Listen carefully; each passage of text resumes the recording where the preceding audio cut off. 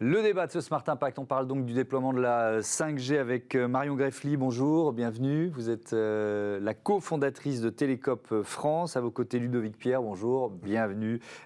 Impact Innovation Team Member, en bon français, de Fairphone. C'est quoi, on le rappelle, vous êtes déjà venu sur ce plateau, mais c'est quoi Télécop France ? Alors, Télécop, c'est le premier opérateur télécom coopératif à vocation écologique et solidaire. Ça veut dire que dans notre activité, dans la façon dont on développe nos offres et nos services, on intègre directement les questions d'impact écologique et d'impact social. Et en plus, on appartient à nos sociétaires. Donc, on a une entreprise complètement démocratique. C'est-à-dire que nos sociétaires votent les décisions de la coopérative sur le principe d'une personne égale à une voix. Donc, on ne vote pas en fonction de son capital, mais en fonction de sa présence dans l'entreprise. Ça, c'est le principe de toutes les coopératives. Fairphone, présentez-nous Fairphone. Ouais, alors Fairphone, on est producteur de téléphones basé aux Pays-Bas. Et l'objectif de Fairphone, c'est de garder les téléphones plus longtemps. Donc, on les produit de manière modulaire. Donc, le téléphone est modulaire. On peut enlever... Plus facile à réparer ? Plus facile à réparer, plus facile à réparer. Et dans l'idée, c'est de ne pas remplacer le téléphone dans 2 ou 3 ans. Et du coup, on produit le téléphone avec l'humain et la planète en tête. Parce qu'effectivement, on change. Alors moi, pas trop sur le téléphone, je suis pas un dingue de téléphone, mais en moyenne, on change nos téléphones tous les 2 ans, c'est ça ? 2 ans et demi ? 2,7, on va dire. Alors qu'ils fonctionnent encore très bien, on est bien d'accord. En général, oui. Bon. Question générale, sur la 5G, est-ce que vous êtes favorable au déploiement de la 5G ? Est-ce qu'on en a vraiment besoin, en fait ? C'est ça la question qu'on peut se poser. Oui, exactement. C'est la question qu'on peut se poser. C'est est-ce qu'on en a vraiment besoin ? En fait, la 5G, elle pose un débat de société, en fait. C'est de savoir à quel point on veut du numérique dans nos vies. Parce qu'en gros, l'idée de la 5G, c'est de pouvoir utiliser le numérique de manière encore plus rapide. Et aussi de pouvoir l'utiliser, en fait, finalement, avec un impact environnemental lié à ça de plus en plus important, puisque ça va être des données mobiles, en fait, qu'on va avoir besoin de consommer de plus en plus pour pouvoir utiliser de la 5G de manière de plus en plus rapide. Donc ça, c'est une question qu'on peut se poser, c'est-à-dire est-ce qu'on a besoin que le numérique y prenne toute cette place dans notre société ? Et il y a plusieurs réponses à ça. Enfin, le débat n'est pas si simple. En tout cas, nous, ce qu'on dit chez Télécop, et puis on l'a travaillé avec nos sociétaires de ce point de vue-là, c'est qu'en fait, on n'a pas vraiment besoin de la 5G, notamment pour les particuliers. Puisque aujourd'hui, l'intérêt de la 5G qu'on nous met en avant, c'est vraiment les notions de rapidité, c'est-à-dire on va plus facilement pouvoir voir une vidéo en mobilité, dans plein de circonstances différentes, etc. La question qu'on se pose, c'est est-ce qu'on en a vraiment besoin ? Et surtout, est-ce que c'est vraiment durable, ce type d'usage, en rapport avec les ressources limitées de notre planète ? Donc ça veut dire qu'il faudrait quoi ? Peut-être le réserver au monde de l'entreprise qui peut en avoir vraiment besoin, c'est ça ? Oui, probablement, parce qu'effectivement...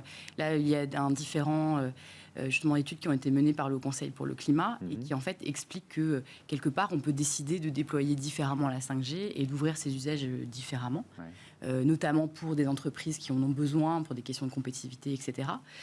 Par contre, on peut très bien décider effectivement d'en garder cet usage pour les entreprises. Et c'est finalement pas vraiment un problème pour ça. Ludovic Pierre, Fairphone propose un modèle 5G. Pourquoi ? C'est une façon de se dire, de toute façon, il y a quoi ? Il n'y a pas le choix. La techno est en train de se développer, donc on doit proposer un modèle comme celui-là ? C'est un petit peu ça l'idée, en fait. Nous, notre objectif, c'est de produire des téléphones qui durent dans le temps. Et donc... plus au-delà de 5 ans. 5 ans, c'est l'objectif, et si on arrive 7, 8, 10 ans, c'est incroyable. Mais pour l'instant, 5 ans minimum. Et vu que la 5G se déploie, il y a eu les investissements, les opérateurs déploient. C'est en train de se passer, qu'on le veuille ou non, c'est en train de se passer. Donc nous, Fairphone, on se positionne sur faire en sorte que le téléphone soit... compatible avec cette nouvelle technologie qui risque d'être très présente dans le futur. Et on n'a pas envie que notre téléphone devienne obsolète et toutes l'impact positif que le Fairphone a d'un côté soit annulé en fait si le téléphone a besoin d'être changé. Je comprends ce que vous voulez dire. C'est-à-dire si on ne propose pas la 5G, on va avoir des clients qui, dans 2 ou 3 ans, vont nous dire on a besoin de la 5G, donc ce sera contre-productif, vous n'aurez pas rempli l'objectif. Exactement. Bien compris. Marion Greffly, si on parle de nos usages, avec Télécop, vous proposez de payer justement selon l'usage que l'on fait de nos forfaits. C'est ça ? Comment ça marche ça ? Alors en fait, dans la coopérative, on a fait le choix d'essayer de matérialiser ce que c'est que les usages numériques. Parce que, en fait, aujourd'hui, le marché du numérique, il est construit sur une idée où les usages et de manière générale, du coup, le numérique est une ressource qui est illimitée. On le voit sur le marché, il y a de plus en plus de forfaits avec 100, 200, 300 gigas par mois. Enfin, ça commence à grossir de manière assez incroyable.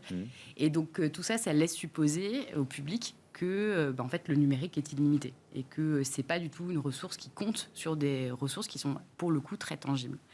Et donc, l'idée de Télécope, c'est de matérialiser tout ça. C'est de dire, en fait, il est possible de consommer le numérique de manière durable, mais aussi en se posant du coup la question, parce que ça suppose qu'on puisse visualiser quelle est la vraie consommation du numérique de chacun. Donc ça, c'est la première idée. Et la deuxième idée, notamment sur la longévité des téléphones, puisque en fait, le cœur de l'impact environnemental du numérique, c'est vraiment la production de smartphones. C'est les infrastructures, les produits, quoi. Tout à fait. Ouais. C'est tout ce qu'on appelle l'amont, donc les infrastructures, ce qui nous sert à nous connecter à Internet, les data centers, etc. Donc c'est leur production. Et c'est ça d'ailleurs qui est au cœur de l'enjeu de l'impact environnemental de la 5G, en fait. C'est le fait que pour bénéficier de cette technologie, il va falloir remplacer les infrastructures et les téléphones eux-mêmes. Exactement. Et donc nous, on est plutôt sur la notion de longévité en fait de nos mobiles, c'est-à-dire comment est-ce qu'on fait pour garder nos téléphones le plus longtemps possible, puisque c'est ça le cœur de l'impact environnemental. Et donc c'est à ce titre-là qu'on ne peut pas soutenir en fait le développement de la 5G et son déploiement, parce qu'en fait, comme on l'a dit tout à l'heure, pour arriver à bénéficier de la 5G, il va falloir qu'on change de manière massive nos smartphones, sans gain vraiment tangible pour les particuliers. C'est le cas notamment pour... il y a eu un certain nombre d'études qui sont sorties dans des pays qui ont déjà massivement utilisé la 5G, comme la Corée du Sud, etc. Et en fait, le gain pour les particuliers, il est très minime, en fait, tout simplement. Parce qu'il faut avoir vraiment des usages qui soient décuplés, il faut être un très gros consommateur de vidéos, en mobilité, il faut faire des choses très particulières, quelque part, pour voir la différence du déploiement de la 5G dans ces usages particuliers.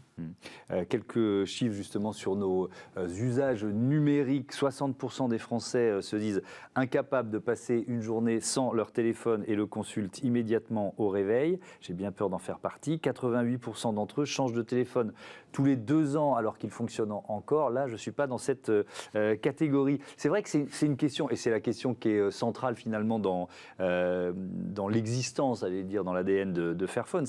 Et ça rejoint ce que vous disiez, quelle place on veut donner au numérique dans notre société. Est-ce que vous le ressentez forcément chez vos clients, mais est-ce que cette prise de conscience-là, vous la voyez quand même progresser aujourd'hui ? Définitivement, et c'est pour ça qu'on grandit, Fairphone. Après, malgré la prise de conscience citoyenne, il y a quand même cet engouement de la technologie. Il y a ce mouvement qui fait qu'il y a les nouveaux téléphones avec la 5G, il y a les forfaits, et donc les gens, si la 4G devient plus lente, il va y avoir une tendance à aller vers la 5G et à cette surconsommation. Et donc, comme l'a dit Marion, la consommation que ces data centers, que les serveurs, que aussi la production des téléphones est déjà très importante. Ouais.